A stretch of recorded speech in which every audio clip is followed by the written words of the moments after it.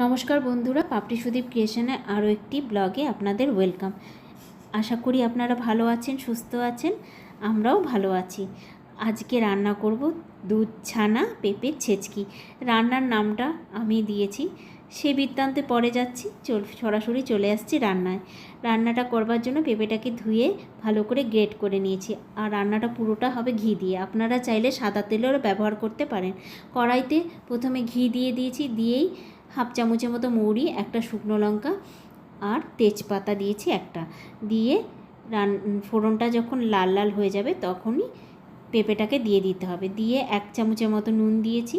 নুন দেওয়াতেই জল ছাড়তে থাকবে, জলটা যতক্ষণ না শুকোবে ততক্ষণ পেঁপেটাকে ভাজতে হবে। আর আরেকটা কড়াইতে আমি শুকনো কড়াইতে হাফ চামচের মতো মৌরি, হাফ চামচ ধনে আর দিয়েছি হাফ চামচ জিরে। আপনারা পেঁপের পরিমাণটা যদি বেশি থাকে তাহলে ওটা 1 চামচ করে বাড়িয়ে দেবেন। এরপরে ভেজে নিয়ে আমি ওটাকে ঠান্ডা করে নিয়েছি। তারপরে শিলনোড়াতে ওটা বেটে নিচ্ছি। আপনারা চাইলে মিক্সিতেও ওটা বেটে নিতে পারেন। তারপরেই আমি 1 টুকরো আদাকে গ্রেটারের সাহায্যে গ্রেট করে নিয়েছি। এই আদাটাকেও আপনারা মিক্সিতে পেস্ট করে নিতে পারেন। আমি গ্রেটারের সাহায্যে গ্রেট করে ওটা রান্নায় দিয়ে দিয়েছি এবং আদাটাকে দিয়ে খুব ভালো করে পেঁপের সাথে ভেজে নিতে হবে, কারণ আদার কাঁচা গন্ধটা যতক্ষণ না যাবে ততক্ষণ কিন্তু ভাজতে হবে।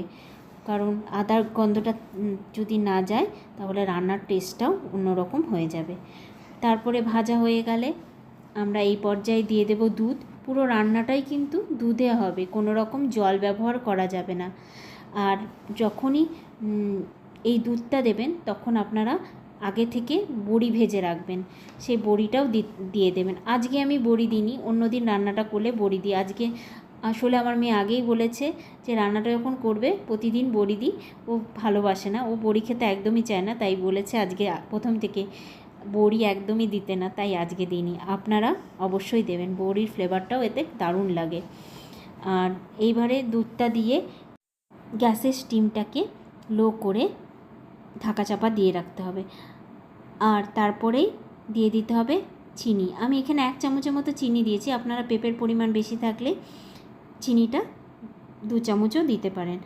আর শুকনো লঙ্কাটা যেটা প্রথমে দিয়েছিলাম ওটা কিন্তু তুলে নিতে হবে। দুধের রান্নায় লঙ্কা ব্যবহার চলে না, তবুও আমি ফ্লেভারের জন্য এটা দিই, তো এটা ভাজার সময় আপনারা তুলে নিতে পারেন। তারপরে দিয়ে দেব সেই গুঁড়িয়ে রাখা শুকনো ওই ধনে, জিরে আর মৌরির মশলাটাকে দিয়ে দেব, দিয়ে ভালো করে ভেজে নেব।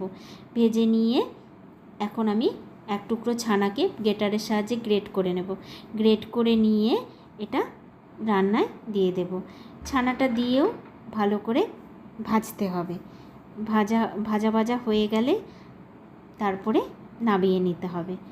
আর এটা আপনারা গরম গরম ভাত, রুটি, পরোটার সাথে পরিবেশন করবেন, অনবদ্য লাগে বলছি খেতে। আর নিরামিষ দিনে যখন বললাম না আমি ভেবে পাই না কি রান্না করব, কারণ আমার বাড়িতে একদমই নিরামিষ খেতে চায় না কেউ, তাই ভেবেই পাই না কি রান্না করব।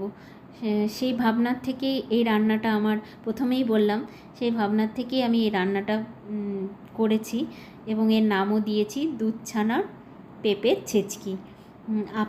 আপনারাও অবশ্যই করবেন। আর কেমন লাগলো রান্নাটা কমেন্ট করে জানাবেন। আর আরেকটা কথা বলে রাখি, যদি কেউ এই রান্নাটা পুরোপুরি, সকলে তো ঘি খাওয়া উচিত নয়, অনেকের অনেক রকম ডাক্তারের বারণ থাকে, তাই পুরোটা যদি সাদা তেলে রান্না করেন তবে ঘিটা অবশ্যই নামাবার সময় অল্প একটু ফ্লেভারের জন্য ঘি দেবেন। এটা সাদা তেলেও আপনারা করতে পারেন।